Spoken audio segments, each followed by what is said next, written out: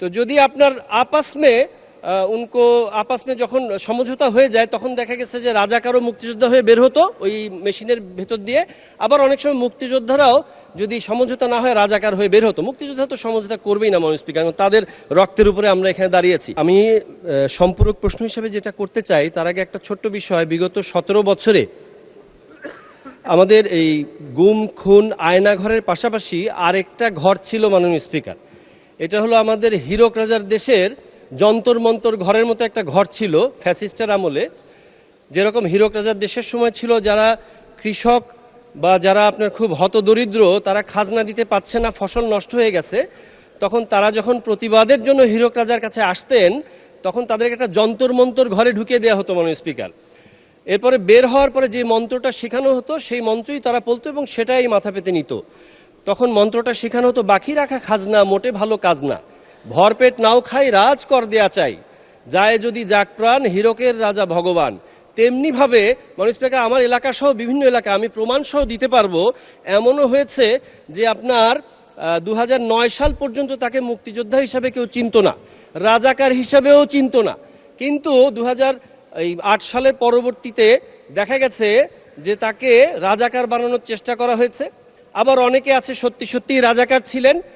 কোন এক অজানা কারণে তারা গ্রেপ্তার হওয়ার পরে এবং কিছুদিন পর দেখা গেছে তারা মুক্তিযোদ্ধা হিসেবে বের হয়েছেন মাননীয় স্পিকার তো যদি আপনার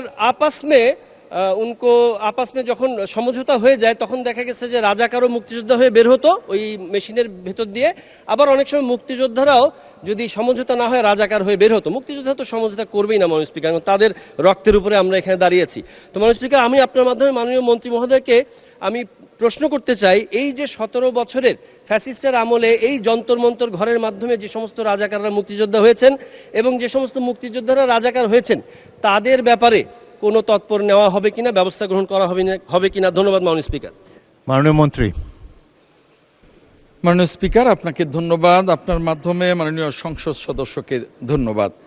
মাননীয় স্পিকার এই অমুক্তিযোদ্ধা যারা বিভিন্ন ভাবে তারা মুক্তিযুদ্ধের তালিকাভুক্ত হয়েছেন এ বিষয়ে মাননীয় সংসদ সদস্য বলেছেন আমরা এই মুক্তিযোদ্ধা মন্ত্রণালয় এ বিষয়ে কাজ করছি